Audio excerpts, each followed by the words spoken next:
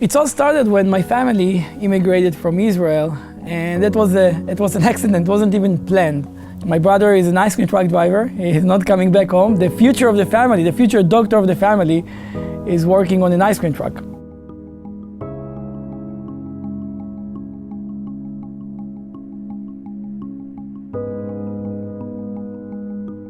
My brother called my parents, and he said, "Mom and Dad, I have good news for you. Isaac is here, as you know, and he's right now working on the ice cream truck, and we're going to build a family business. If you guys really want to help us, we need some money." Without even talking to my brother or myself, they decided to sell their house, to sell their car, their furniture. They took all the money in their bank account, called my brother, and they told him, "Moti, if you and Isaac work together, the entire family will come over to support you." When I came to Houston to discover this news, I thought it's a disaster because I knew that there is no way I'm going back home. I have to stay and help my family and make sure that I will never let my family down. The ice cream truck business was not enough. And we decided that we're going to look for something that can really bring value to the family. We heard this story about a few guys up in New York that opened kiosks and they sold toys in Christmas. And we heard, and we don't even know if it's true, that they made $200,000 in 4 months.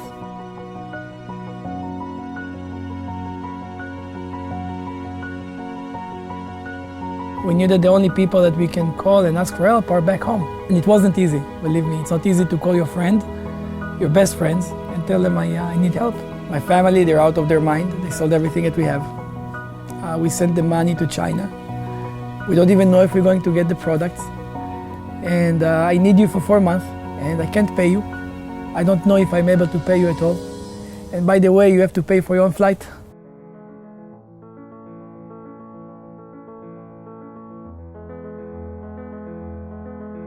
We opened around 20 locations with our friends. We made 10 times more than what we planned. Now, it's not about the money that we made, which was millions of dollars in such a short time, a success story. Our family was literally saved from a disaster that was supposed to happen. These friends are doing a big favor for us. They are helping my family, they're saving my family. So this 4 months, my family, myself, my brothers, my sisters, we would serve these people. At the evening, my mom would cook dinner for everybody, and every Friday we would have a big dinner, and it was something that it was just obvious. Everybody would do that. Everybody would serve their friends that saved their family. But what I realized in these 4 months of working with my friends and serving them and cleaning after them is that serving others doesn't undermine you. Serving others as a leader elevates you. Because at the end, what people want to feel is they are appreciated. What people want to know is while they work with you, you work with them and you do everything you can to show them your appreciation. Obviously, we split the money equally between everybody. We had plenty of money. And the decision that we made is that we're going to stay here in America. We thought that if we're already staying here and building a big business, we need to bring value. We need to bring our consumers something that they will appreciate, something that will change their life. Growing up in Israel, you can't avoid learning about this magical place called the Dead Sea. Because 5,000 years ago, in the book that we call the Bible, which whether you believe in God or not, we still know it's an old book. They're talking about the Dead Sea and the healing benefits of this body of water. 26 minerals, 12 of them are very unique for this body of water. It's so special because the results were shown. They didn't know why, but what they knew, that it works. When you talked about bringing a product, bringing something special over here to America, the Dead Sea was the first choice. We called the biggest company in Israel. We said, we're going to bring your products to America and we will sell it in kiosks, in shopping centers. They were laughing at us. They said, you guys are out of your mind. It's not going to work. But nobody selling skincare products in a kiosk. Two things that get me excited in life and actually drives me to do something big. One is when somebody believes in me and say, you can do it. And then it drives me to show them that they are right. And the other one is when somebody doesn't believe in me.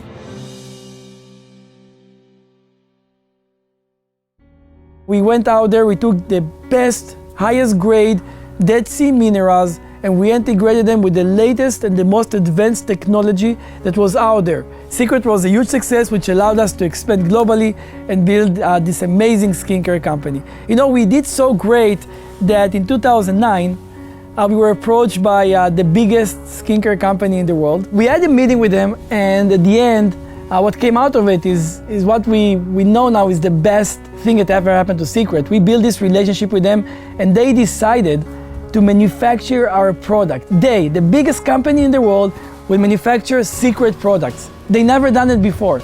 And we knew that now that's an opportunity for us to do something bigger. That's the point you said, somebody believe in us more than what we see in ourselves. They see that we can grow this community. They see the value in our product. They see the quality of the operation that we built, the culture that was so unique. And then we made a decision that we're going to take our operation from kiosks to actually branded luxury inline stores. We wanted to go all over the world with the best shopping centers. We had this big plan to open 500 stores with a lot of money invested in it. Then there is this 19 years old girl that joined the company in the first day, broke the company first day record. This 19 years old girl came over and changed our life.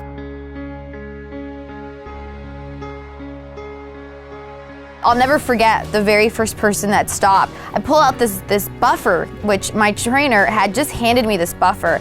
And thank goodness the buffer comes with instructions on the front side of it. Step 1, step 2, step 3. So I take her thumb and I take this buffer and I just start buffing it. Step 1, blue side. Step 2, gray side. Step 3, white side. And after about 5 seconds of just buffing her thumb, I hand her back her hands and she looks down and she says, now what? I said, look at your thumbs.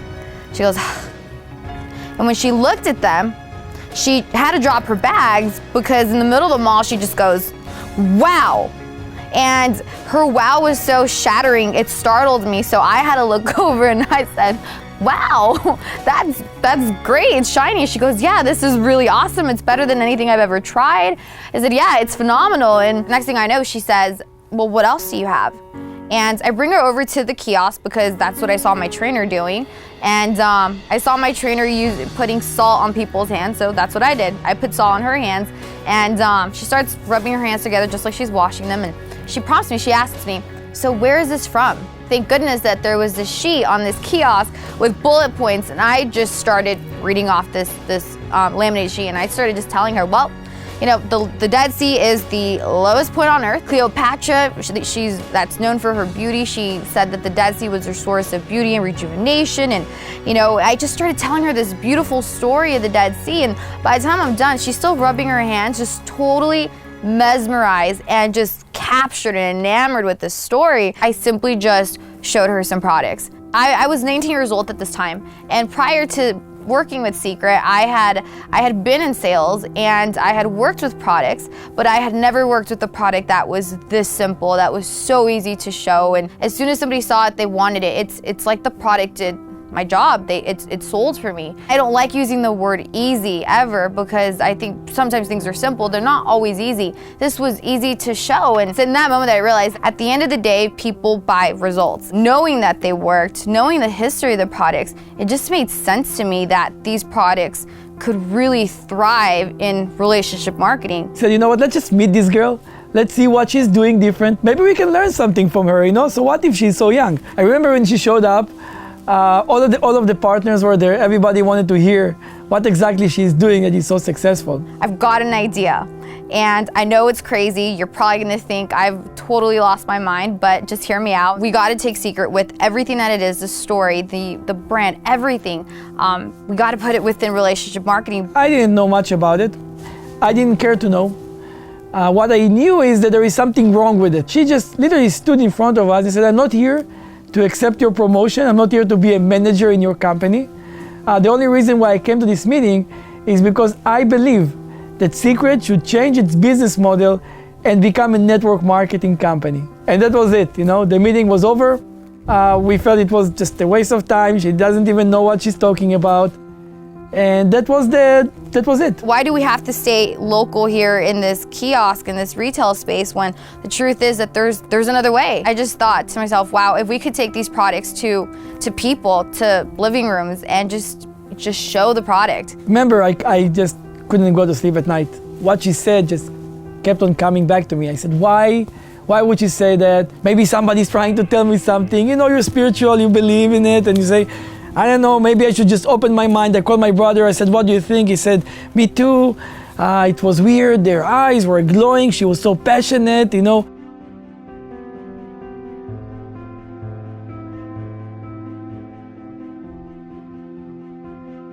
I got the call that I was waiting for.